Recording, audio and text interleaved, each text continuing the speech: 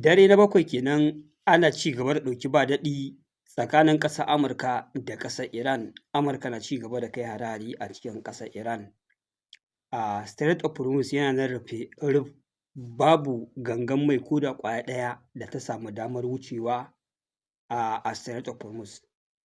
Haka zalika ƙasar Iran ta ƙara samun nasarar rugurguza sansanin sojin ƙasar Amurka a ƙasar Jordan, ta yi nasarar raunata sojojin ƙasar Amurka da dama. Ƙasar Iran ta binciko wani gagarumin shiri da ƙasar Amurka da ƙasar Yahudu suke yi daga ƙasar Iraki na shigowa cikin ƙasar Iran a yi ground invasion, ba ta hanyar amfani da sojojin ƙasar Amurka ba, ta hanyar amfani da Kurdish fighters. Wannan su ne a taƙaice abubuwan da za mu ci gaba da tattaunawa da ku a wannan bidiyo.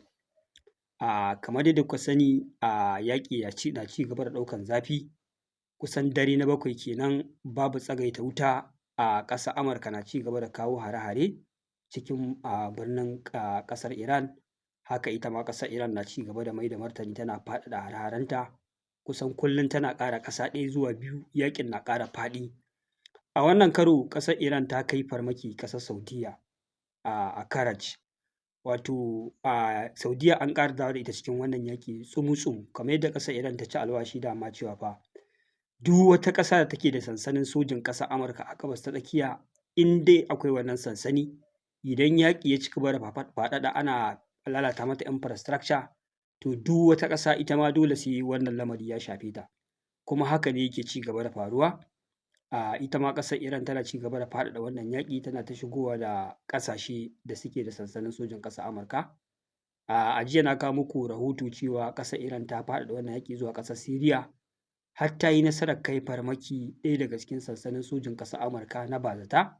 Ta yi nasarar hallaka sojojin ƙasar Amurka da dama, ta yi ɓarna, ta ƙona jiragen yaƙi. To wannan karon ma a Jordan ta ƙara yin mamaya, ta kai farmaki.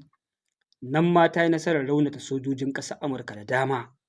Idan aka ɗauko muku hotuna kawai waɗanda suke nuna irin ɓarna da aka yi ma ƙasar Amurka a cikin base ɗinta, za ku sha mamaki.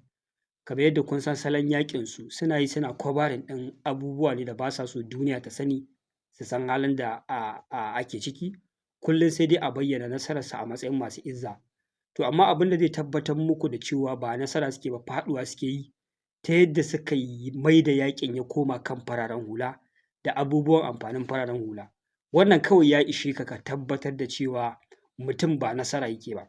Idan da nasara yake yi, ai da sojoji ake faɗa, kamata ya ci gaba da fafata yaƙin tsakaninsa da sojoji, kuma duk harin da za su kai ya zamana cewa akan wani abu ne da ya shafi sansanin sojin ƙasar Iran. Amma yanzu duka waɗannan abubuwa sun kawar da kai daga wannan ɓangare, kawai sun koma kan mai uwa da wabi akan fararen hula. Wannan shine salon yaƙinsu. Wannan shine abin da suka koya ma ƙasar Yahudu ta rinƙa yi a Gabas ta Tsakiya. Ana ganin cewa wannan aiki ne na ƙasar Yahudu. Bayan waɗannan mutanen su ne suke directed ɗin ƙasar Yahudu ta rinƙa yin hakan, domin ta rinƙa firgita ƙasa, tana ɗanɗana ma fararen hula kuɗarsu a maimakon dakarun soja da ya kamata a ce su ake yaƙin da su.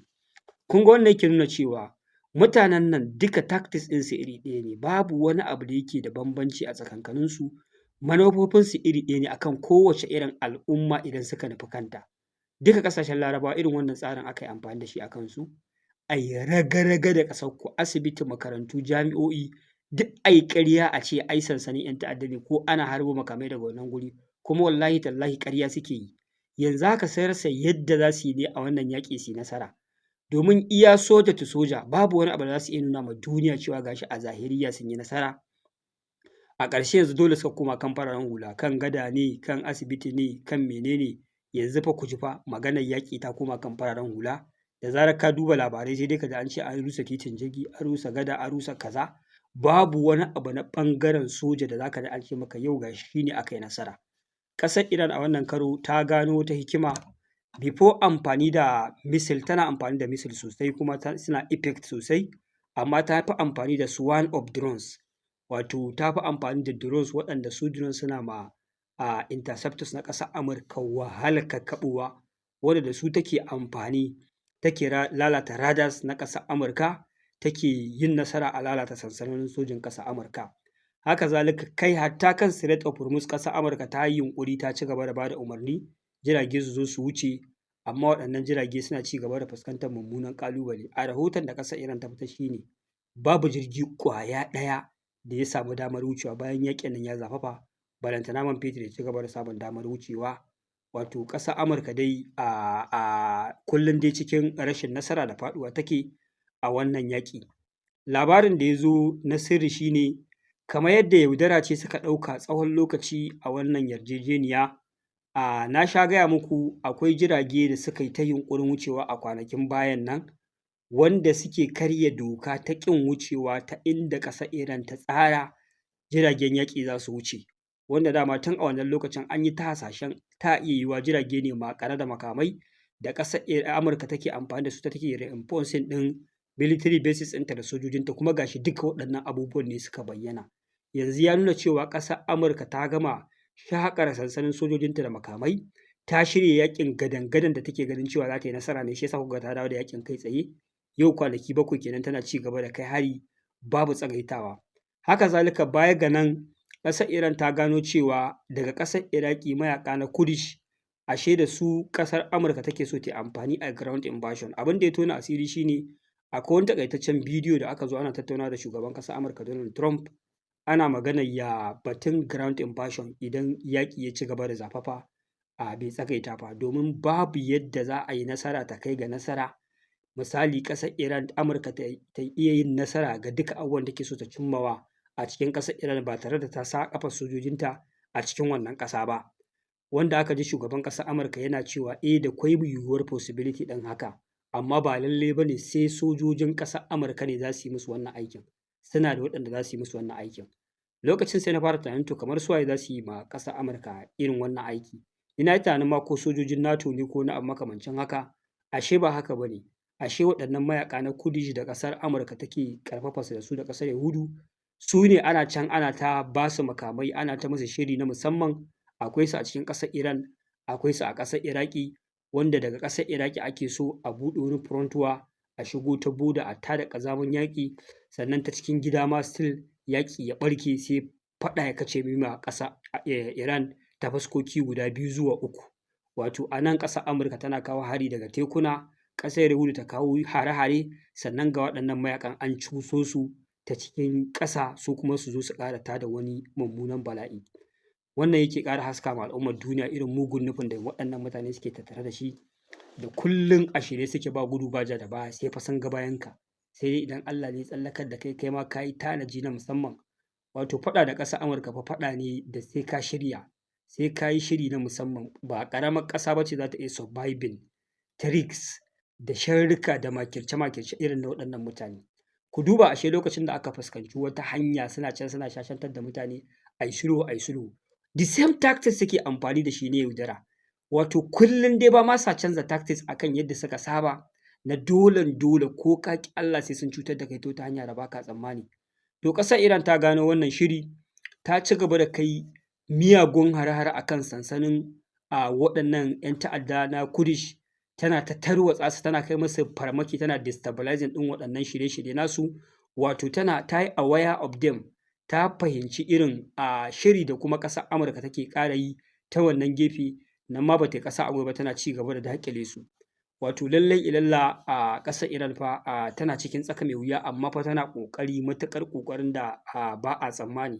Domin a yanzu abin da nake faɗa muku, a duk wani abu da yake possibility ne na ƙasar Amurka za ta yi nasara, babu shi a ground. Sai dai kawai yanzu abin da ta mai da hankali shine kai hare-hare akan sansanin soji, akan kai infrastructure na ƙasar Iran, gadoji, asibitai da dai abubuwa makamantan haka.